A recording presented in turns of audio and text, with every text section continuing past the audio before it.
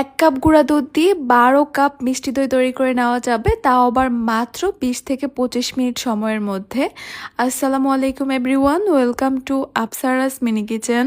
রোজার সময় কিন্তু আমরা সবাই কম বেশি দই খেতে পছন্দ করি, আর তাই তো সকল ধরনের টিপস আর ট্রিক্স সহকারে একটা পারফেক্ট মিষ্টি দইয়ের রেসিপি শেয়ার করেছি, যেন যে কেউ প্রথমবারে একদম পারফেক্ট মিষ্টি দই তৈরি করতে পারে। আমার মনে হয় আপনারা যদি একবার এইভাবে মিষ্টি দই তৈরি করা শিখে যান, তাহলে আর কখনো কোনোভাবেই দই বানানোর ট্রাই করতে হবে না, আর দোকান থেকেও কখনো মিষ্টি দই কিনে খেতে হবে না। দইয়ের বীজ হিসাবে আমি এখানে হাফ কাপ টক দই নিয়েছি। টক দইয়ের পরিবর্তে কিন্তু আপনারা চাইলে মিষ্টি দই নিতে পারেন, তবে মিষ্টি দই নিলে পরিমাণটা একটু বাড়িয়ে নিতে হবে। টক দইয়ের পানিটা ঝরে যাওয়ার জন্য আমি একটা স্ট্রেনার নিয়ে নিয়েছি। এইভাবে কিছুক্ষণ রেখে দিলে কিন্তু টক দই থেকে যে এক্সট্রা পানিটা রয়েছে সেটা ঝরে যাবে, এতে করে আমাদের দইটা কিন্তু অনেক বেশি ক্রিমি হবে, একদমই পানি ছড়াবে না। এবার একটা জারে নিয়ে নিচ্ছি আমি 1 কাপ ফুল ক্রিম গুঁড়া দুধ। দই তৈরি করার জন্য কিন্তু অবশ্যই ফুল ক্রিম দুধটা নেওয়ার চেষ্টা করবেন, সেটা গুঁড়া দুধ হোক বা লিকুইড দুধ হোক।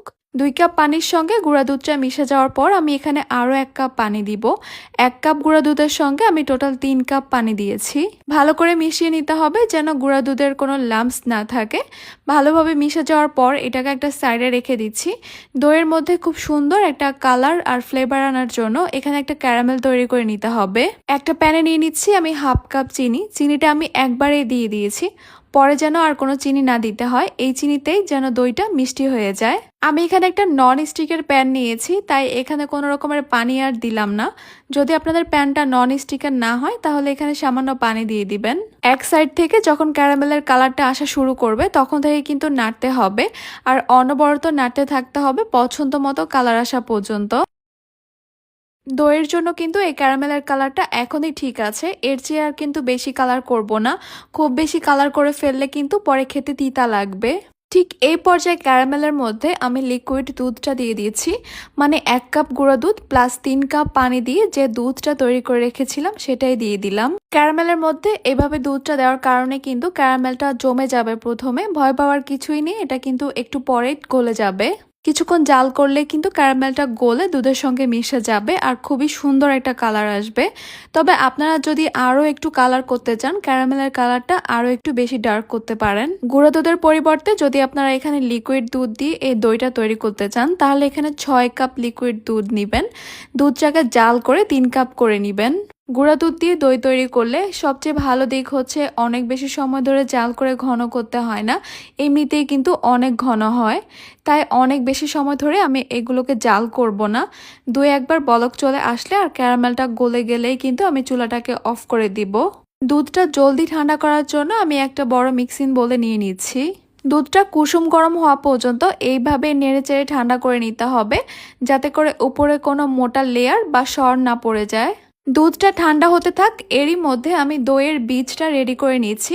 মানে একটু আগেই যে টক দইটাকে পানি ঝরানোর জন্য রেখে দিয়েছিলাম, সম্পূর্ণ পানিটা ঝরে যাওয়ার পর এই টক দইটাকে আমি একটা বাটিতে নিয়ে নিচ্ছি। এরপর এই টক দইটাকে আমি একটু ফেটিয়ে নিচ্ছি, এতে করে আমাদের দইটা কিন্তু অনেক বেশি ক্রিমি হবে। কিছুক্ষণ ফেটিয়ে নেওয়ার পর যখন দেখবেন টক দইটা এরকম ক্রিমি হয়ে গেছে, তখন বুঝতে হবে যে ফেটিয়ে নেওয়া হয়ে গেছে, আর ফেটানোর কোনো প্রয়োজন নেই। এবার ফেটিয়ে নেওয়া এই টক দইটাকে আমি দুধের সঙ্গে মিশিয়ে দিচ্ছি।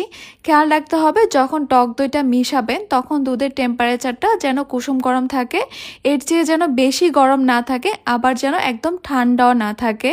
ভালো করে মিশিয়ে নিতে হবে যেন দুধের সঙ্গে দইয়ের বীজটা খুব ভালো করে মিশে যায়। আর এভাবে একটু ফেটিয়ে নিলে অনেকগুলো বাবলস তৈরি হবে, এতে করে দইটা জমে যাওয়ার পর কিন্তু দেখতে বেশি ভালো লাগবে।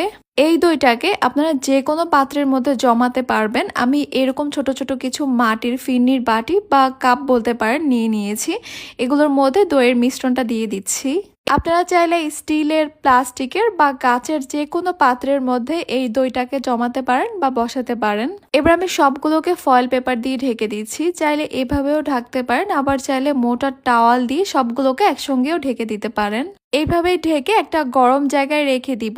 1 থেকে 1.5 ঘন্টার মধ্যে কিন্তু এই দইগুলো জমে যাবে, কারণ এই দইয়ের কাপগুলো অনেক ছোট।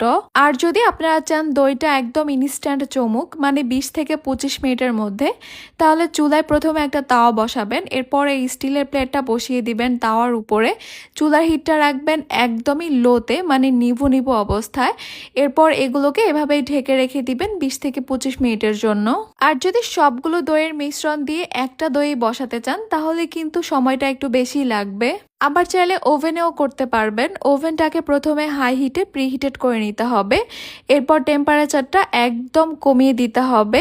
আর সময়টা সেমই লাগবে, 20 থেকে 25 মিনিটের মতো লাগবে। আমার এই ছোট ছোট দইগুলো কিন্তু মাশাআল্লাহ খুব সুন্দরভাবে জমে গেছে। একদম যেমনটা চেয়েছিলাম দইগুলো ঠিক তেমনই পারফেক্ট ভাবে তৈরি হয়েছে।